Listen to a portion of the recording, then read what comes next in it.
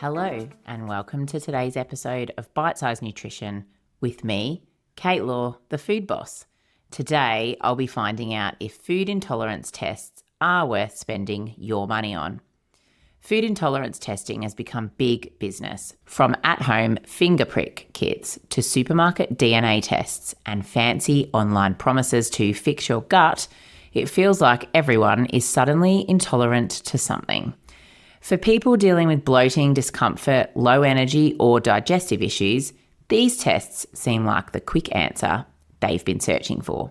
But as with most things in nutrition, the truth is a lot more nuanced. So let's break it down. What you need to know before spending money on a food intolerance test. Food intolerance and food allergy, two very different things. First, a crucial distinction. Food allergies involve the immune system. They can be severe and sometimes life-threatening. In the most severe cases, they can cause the individual to go into anaphylactic shock. Food intolerances generally involve digestion, how your body processes certain foods, and while uncomfortable, they are generally not life-threatening. The problem? Many tests blur the lines, using immune markers that sound scientific but don't actually diagnose intolerances in a meaningful and accurate way. So let's talk about the most common tests and their limitations. Most commercial food intolerance tests measure IgG antibodies, claiming that high IgG levels show an intolerance. But here's the issue. IgG often increases simply because you eat a food frequently, not because you react badly to it. In fact, many allergists, nutritionists, and dietitians agree IgG-based tests do not reliably diagnose food intolerances. They tend to produce a long list of trigger foods, leading people to cut out far more than necessary, which can be restrictive and stressful. Other tests include hair analysis, which is not scientifically valid for intolerances. DNA-based tests, they're interesting, but also not diagnostic for intolerances.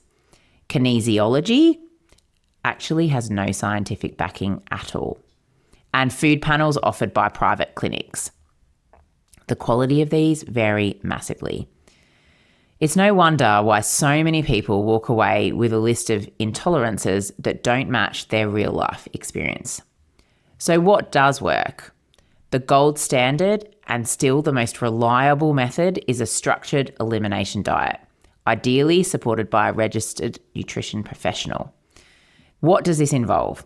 Firstly, we remove the suspected trigger food or foods for a short period. We observe if there's any symptom changes, and then that food or foods are reintroduced strategically, and we watch for reactions. This approach takes time, yes, but unlike many commercial tests, it actually gives clear answers. So why do people feel better after results from one of these tests? Even when the tests aren't accurate, people often do feel better after following the recommended elimination list because naturally they end up cutting out processed foods, alcohol, high sugar items, or common irritants like caffeine, which can improve symptoms regardless of the test itself. The danger is when people cut out nutritious foods they don't need to avoid. This can lead to nutritional gaps and an over-restrictive diet.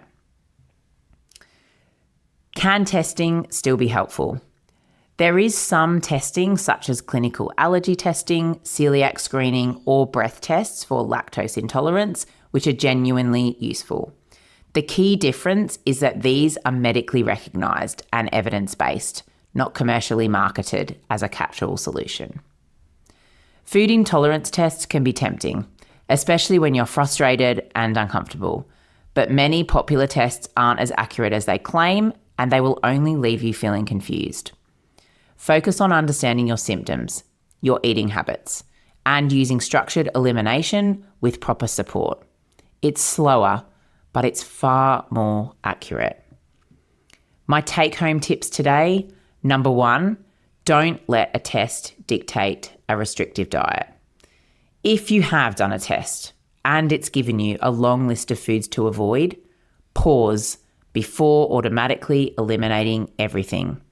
Use the results to start a conversation and get guidance before cutting out major food groups. Number 2, track your patterns before spending money.